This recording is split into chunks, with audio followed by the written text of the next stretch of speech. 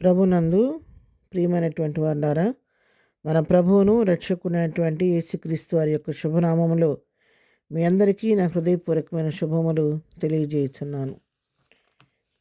ఉదయకాల సమయంలో దేవుని వాక్యాన్ని ధ్యానం చేసుకుందాము. ఈరోజు వాక్య ధ్యానం కొరకు మనం తీసుకున్నటువంటి లేఖన భాగం విలాప వాక్యములు 3వ అధ్యాయం 32వ వచనం చదువుకుందాం. ఆయన బాధ పెట్టినను తన కృపా సమృద్ధిని బట్టి జాలిపడును. హృదయపూర్వకముగా ఆయన నరులకు విచారము నైనను బాధనైనను కలుగజేయుడు. ఆయన బాధ పెట్టినప్పటికీ తన కృపా సమృద్ధిని బట్టి జాలిపడే దేవుడు అని చెప్పి ఇక్కడ ఇర్మీయా ప్రవక్త ఈ వాక్య భాగంలో మనకు తెలియజేస్తున్నాడు. అవును ప్రియరా, ఎందుకు ఆయన మన పట్ల జాలి చూపిస్తూ ఉంటాడు అనే విషయాన్ని మనం గమనించుకున్నట్లయితే విలాప వాక్యాలు 3వ అధ్యాయం 22వ వచనం మనం చదువుకుందాం. యెహోవా కృపగలవాడు, ఆయన వాత్సల్యత ఎడతెగక నిలుచున్నది కనుక మన నిర్మూలము కాకున్న వారము.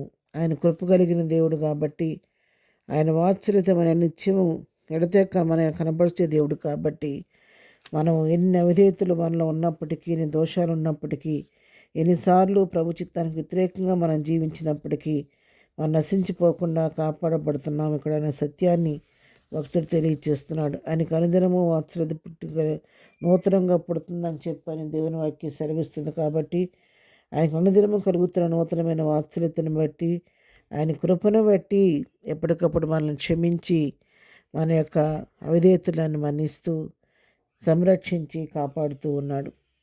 మరి కీర్తన గ్రంథం 30వ అధ్యాయం మనం చూసుకున్నట్లయితే 5వ వచనం, ఆయన కోపము నిమిషమాత్రం ఉండును, ఆయన దయ ఆయుష్కాలం అంతయు నిలుచును. చూసారా, ఒకవేళ ఆయన కోపము కొన్నిసార్లు మన అవిధేయతలను బట్టి, దోషాన్ని బట్టి ఆయన కోపం వచ్చినప్పటికీ ఆ కోపం ఎంతసేపు ఉంటుందంటే 1 నిమిషం మాత్రమే ఉంటుందంట. 1 నిమిషం మాత్రం కోపం అయితే నిమిషం మాత్రం ఉంటుంది, కానీ ఆయన మన పట్ల చూపించే దయ మాత్రం ఆయుష్కాలం అంతయు ఉంటుందని ఇక్కడ కీర్తనకారుడు కూడా తెలియచేస్తూ ఉన్నాడు. ఆ విధంగా ఆయన నిమిషం మాత్రం కోపించి గొప్ప వాత్సల్యత మనం సమకూర్చే దేవుడు కాబట్టే ఎన్నోసార్లు మనం ఎన్ని అవిధేయతలు మనం చేసినప్పటికీ, ఎన్ని దోషాలు మనలో ఉన్నప్పుడు కూడా ఎప్పటికప్పుడు ప్రభు కృపను బట్టి మనం క్షమించబడుతూ ఉన్నాము.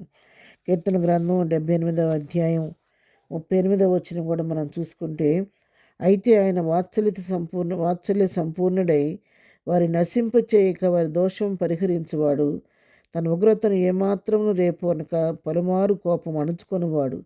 ఆయన కోపాన్ని అణుచుకునే దేవుడు, వాత్సల్య సంపూర్ణుడై మన నశింప చేయకుండా మన దోషాన్ని ఎప్పుడు కూడా పరిహరించే దేవుడు. మరి తన ఉగ్రతను ఏమాత్రం రేపుకొనుకోకుండా దాన్ని అణుచుకుంటాడంట. ఆయన ఆ కోపాన్ని అణుచుకొని తన యొక్క వాత్సల్యతను మాత్రమే మన ఎడల వెల్లడి చేస్తూ ఉంటాడని చెప్పేసి ఇక్కడ దేవుని వాక్యం మనకి సెలవిస్తూ ఉంది. అదేవిధంగా కీర్తన గ్రంథం 106వ అధ్యాయం 43వ వచనం కూడా మనం చదువుకున్న 43-44 వచనాల్లో, అనేక పర్యాయములు ఆయన వారిని విడిపించెను, అయినను వారు తమ ఆలోచనను అనుసరించి తిరుగుబాటు చేయొచ్చు వచ్చిరి, తమ దోషము చేత హీనదశ నొందిరి, అయినను వారి రోదనము తనకు వినబడగా వారికి కలిగిన శ్రమను ఆయన చూచెను. చూసారా, ఎన్నిసార్లు విడిపించినప్పటికీ మాటిమాటికి వాళ్ళ దోషం చేస్తూనే ఆయన గాయాన్ని రేపుతూ ఉన్నప్పుడు కూడా అయినప్పటికీ ఎన్నిసార్లు దోషం చేసినా, ఎన్నిసార్లు పాపం చేసినా, ఎన్నిసార్లు ప్రభు యొక్క గాయాలు రేపినప్పుడు కూడా తిరిగి వాళ్ళు క్షమించమని ప్రభువుని అడిగినప్పుడు వారు రోదనమని వినబడిన వెంటనే ఆయన వారి శ్రమను చూచి మా శ్రమ నుంచి వారిని తప్పించినట్టుగా ఇక్కడ దేవుని వాక్యంలో మనం గమనిస్తున్నాం. ఆయన ఎన్నడూ కూడా విడిచిపెట్టే దేవుడు కాదు. మనం ఒకసారి పొరపాటు చేసినప్పుడు కూడా ఆ పొరపాటును మన్నించే దేవుడు ఆయనకున్న వాత్సల్యతను బట్టి. ఎన్నడూ కూడా మన యొక్క అవిధేయతలను బట్టి, దోషాలను బట్టి ఆయన తీరిస్తే ఏమాత్రం నిలవబట్టని మన అర్హత లేని వారం కాబట్టి, ఆయన దయ కలిగిన దేవుడు, ప్రేమ కలిగిన దేవుడు, జాలి కలిగిన దేవుడు, కృపా సమృద్ధి కలిగిన దేవుడు కాబట్టి నిమిషం మాత్రం మనల్ని బాధ పెట్టినప్పటికీ తన కృపా సమృద్ధిని బట్టి మన మీద జాలిపడి మన పరిస్థితి నుంచి ఆయన మనల్ని తప్పించే దేవుడై ఉన్నాడు. ఇర్మీయా గ్రంథం 31వ అధ్యాయం 20వ వచనం చదువుకుందాం. ఎఫ్రాయిము నాకు ఇష్టమైన కుమారుడా, నాకు ముద్దు బిడ్డ, నేను అతనికి విరోధముగా మాట్లాడినప్పుడల్లా అతని జ్ఞాపకము నన్ను విడవకున్నది, అతని గూర్చి నా కడుపులో చాలా వేదనగా ఉన్నది, తప్పక నేను అతని కరుణింతును, ఇది యెహోవా వాక్కు. ఇక్కడ ఎఫ్రాయిముని గురించి రాయబడిన మాట ఇది. ఎఫ్రాయిం అంటున్నాడు, ఎఫ్రాయిం నాకు ఇష్టమైన కుమారుడు అంటున్నాడు, నాకు ముద్దు బిడ్డ అంటున్నాడు. కానీ ఎఫ్రాయిం కొన్నిసార్లు తిరుగుబాటు చేశాడు. ఎట్లా తిరుగుబాటు చేశాడంటే 18వ వచనం మనం చదువుకుంటే, కాడికి అలవాటు కాని కోడె దెబ్బలకు లోబడినట్లుగా నేను శిక్షకు లోబడుచున్నాను. నీవు నా దేవుడివైన యెహోవావు, నీవు నా మనసును త్రిప్పిని ఎడ్డా నేను తిరుగుదునని ఎఫ్రాయిం అంగలార్చుచుండగా నేను ఇప్పుడే తిరుగుచున్నాను వినుచున్నాను అంటున్నాడు. ఎఫ్రాయిము మరి దేవునికి అయిష్టంగా జీవించినప్పటికి కూడా ఎఫ్రాయిం గురించి ప్రభు ఇక్కడ చెప్తున్న మాట, నాకు ముద్దు బిడ్డ, అతనికి విరోధంగా నేను మాట్లాడినప్పుడల్లా అతని జ్ఞాపకం నన్ను విడవట్లేదు. అతని గూర్చి నా కడుపులో చాలా వేదనగా ఉంది. నేను అతను తప్పక కరుణిస్తానని చెప్పని దేవుడు వాగ్దానం చేస్తున్నాడు. పిల్లరా, ఈ ఉదయకాల సమయంలో దేవుని వాక్యం వింటున్న మనతో కూడా ప్రభు మాట్లాడుతున్నాడు. మనం అవిధేయతలతో దోషాలతో ఉన్నామని, ఒకవేళ ప్రభువుకు దూరంగా జీవిస్తున్నామేమో, నేను ఎంత దుర్మార్గుడిని, ఎంత పాపిని, ఎంత దోషిని, నన్ను ప్రభువు క్షమిస్తాడా, ఆయన నా దగ్గరికి రావడానికి అర్హత లేని వాడని ఒకళ్ళు అనుకుంటున్నావేమో. ఒకవేళ ఉదయకాలం దేవుని వాక్యంతో సెలవిస్తుంది, నువ్వెంత దోషివైనా ఎంత పాపివైనా ఆయన నిమిషం మాత్రం నిన్ను బాధ పెట్టినప్పుడు విడిచిపెట్టే దేవుడు కాదు.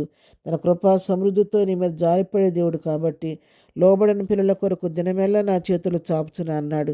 ఉదయకాల వాక్యం వచ్చిన ప్రియులారా, మరి దేవుడు నన్ను విడిచిపెట్టి అనుకోవద్దు, ఆయన నా మీద కోపగించడం అనుకోవద్దు. కానీ ఆ నిమిషం మాత్రం నేను కోపగించిన గొప్ప వాత్సల్యంతో నేను చేరదీయటానికి సిద్ధంగా ఉన్నాడు. కాబట్టి ఉదయకాలం అటువంటి ప్రేమ కలిగిన దేవుని యొక్క కృప యొక్క మరి ఎరిగిన దేవుడు, ఎరిగిన వారమై మనం ఆయన యొక్క హస్తాల్లోకి మనం అప్పగించుకున్నట్లయితే ఆయన మన కన్నీటిని తుడిచి మన సమస్యను పరిష్కరించి మళ్ళా మన ఇలా జాలిపడి మన నూతన ఆనందంతో మనం నింపబోతున్నాడు. కాబట్టి ప్రార్థనాపూర్వకంగా ప్రభు సన్నిధికి చేరదాము, ప్రార్థన చేసుకుందాం. ప్రేమ కలిగిన తండ్రి, పరిశుద్ధుడైన మా ప్రియ ప్రభా, నీ పాదంలో కొందనాలు.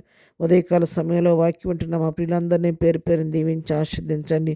ప్రతి బిడ్డను పేరు పేరుని దీవించి ఆశీర్వదించయ్యా. వారికి ఉన్న సమస్యలన్నీ పరిష్కరించండి. ఏ బిడ్డ స్థితిలో ఉన్న మీరు కనికరించండి నాయన. ఎవరిని విడిచిపెట్టే దేవుడు కాదు కనుక ప్రభ, ప్రతి బిడ్డ పట్ల మీరు జాలిపడండి. నీ కృపా సమృద్ధిలో నుంచి వారి అవసరాలు మీరు తీర్చండి నాయన. ప్రతి బిడ్డని నీ కవిగిట చేర్చుకొని నీ ఆనందింప చేయండి ప్రభు. కన్నీటిని తొడబండి నాయన, నీ కొందనాలు. ఎవరే సమస్య ఉన్న సమస్యలు విడుదల దయచేయండి. ఏదైనా ప్రభా, మేము వెళుతున్న మార్గాల్లో నీ కాపుదల దయచేయండి. చేస్తున్న పనులన్నింటిలో నీ కాపుదల మాకు దయచేయండి. ఎదురు దీవంతో మేము నడిపించండి. బలహీన వారిని ముట్టి స్వస్థపరచండి. ఎవరికే కొదులు కొరతలను మీ నామంలో తీర్చమని అంతా మేము ప్రభావాన్ని నిచ్చిస్తూ మనం తగ్గించుకుంటూ నా ప్రభువును నీ ప్రియుడా నీ శ్రేష్టమైన నామం పేరట ప్రార్థించి అడిగి పొందుకొని ఉన్నాము తండ్రి. ఆమెన్. ప్రభు కృప సదాకాలం మనందరికీ తోడై ఉండి నడిపించును గాక. ఆమెన్.